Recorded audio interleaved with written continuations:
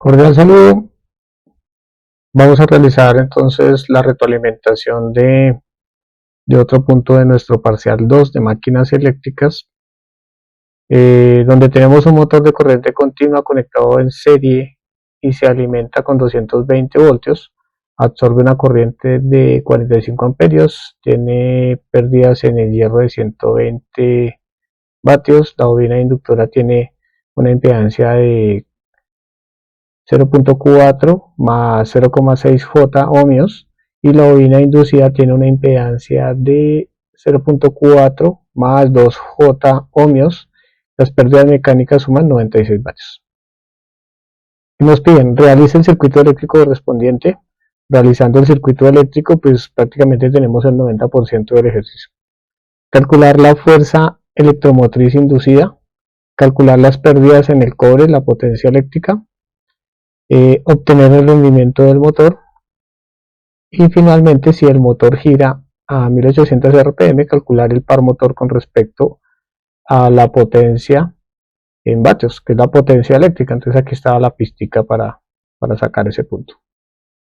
Listo. Entonces, lo primero que hay que hacer, dibujar el circuito eléctrico, ¿sí? Entonces tenemos 220 voltios con 45 amperios, la resistencia 0.4 ohmios, la bobina 0,6 J, la máquina eléctrica como tal, donde tendremos que hallar la tensión, 0.5 ohmios, que es la resistencia, y pues aquí tenemos 0.3 J ohmios, que es la bobina. Entonces esto sería el inductor y este será el inducido. ¿Listo? Bueno, ¿qué hay que hacer? Recorrer la malla, pues eso ya son los conocimientos previos de sus circuitos, incluso circuitos DC y circuitos AC.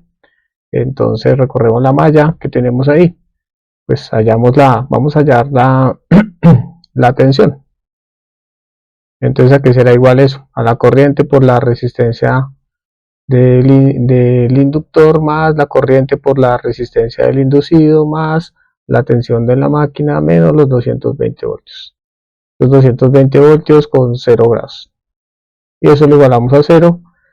Reemplazamos los valores. Y al reemplazar los valores, pues nos quedaría finalmente, pues despejamos el valor que queremos hallar. Nos quedarán que tenemos 220 voltios con 0 grados menos 32.44 con el ángulo de 56,3. Pues recuerden de dónde sale esto, ¿no? Del argumento. El argumento es igual a la raíz cuadrada. El primero al cuadrado más el segundo al cuadrado. Saco la raíz, me daré a 32,44 y el ángulo es, recuerden que es la tangente a la menos 1 de la parte imaginaria dividido sobre la parte real y pues nos dará el ángulo. ¿Listo? Se aplicaba eso para los dos. Hallábamos el argumento y hallábamos el ángulo. Ya simplemente los teníamos ya en esta forma, ¿sí? Y pues para poder hacer la sumatoria, pues ya los pasamos, los tengo acá en forma polar y los paso a forma rectangular para poder hacer la sumatoria entre ellos mismos. Después vuelvo y saco el argumento, vuelvo y saco el ángulo. Entonces otra vez raíz cuadrada del primero al cuadrado más el segundo al cuadrado y pues el ángulo que es tangente a la menos 1, ¿sí? De la parte imaginaria sobre la parte real y pues me da el ángulo.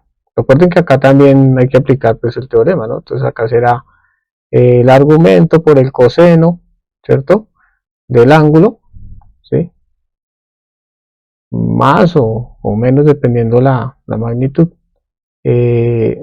Nos dará el argumento por el seno del ángulo y pues ahí nos da la parte compleja, parte real, parte compleja. Es como para ir recordando lo que hemos estado haciendo.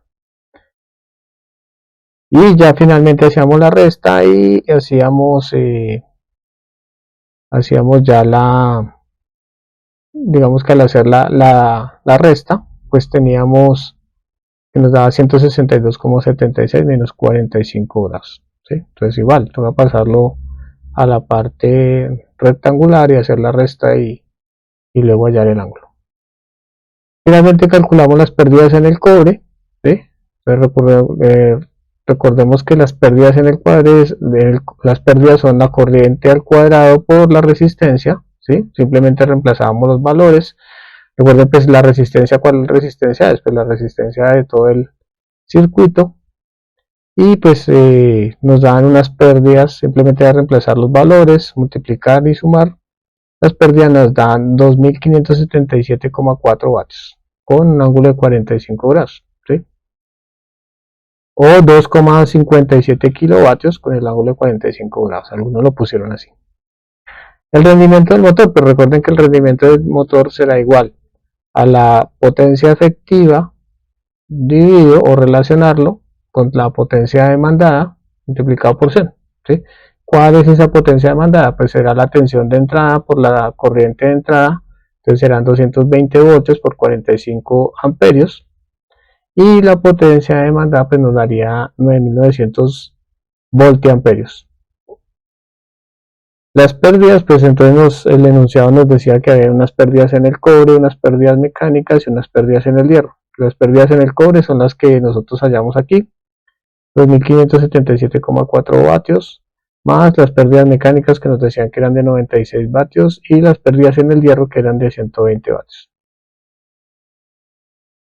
El total de las pérdidas 2793,4 vatios y la potencia efectiva 9900 voltiamperios menos las pérdidas que serán 2793,4 vatios. Entonces al final la potencia efectiva nos dará 7106,6 vatios.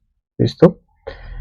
Entonces ya teniendo la potencia efectiva puedo sacar la eficiencia. Entonces la potencia efectiva sobre la potencia demandada, y la eficiencia nos daba una eficiencia de 71,78%.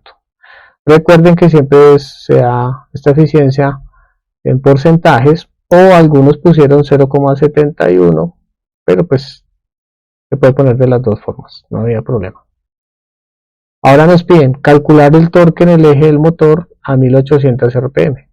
Entonces recordemos que la potencia lo podemos calcular de esta forma, ¿no? La potencia es igual al torque por la velocidad angular, pero pues la velocidad angular la puedo tener también en RPM, entonces como ya lo tengo en RPM, ¿sí?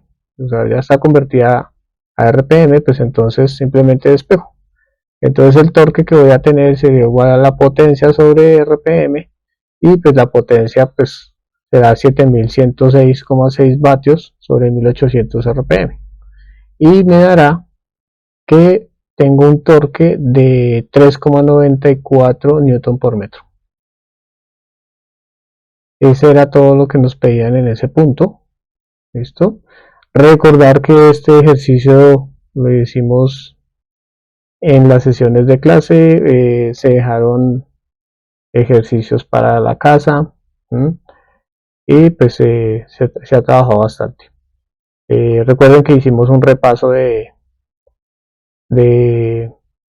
números complejos muy rápido, pues que son conocimientos previos que se deben tener de cursos anteriores, pero se hizo un repaso, hicimos ejercicios de esta forma, con números reales y complejos o imaginarios, y pues esperaba que la solución fuera óptima.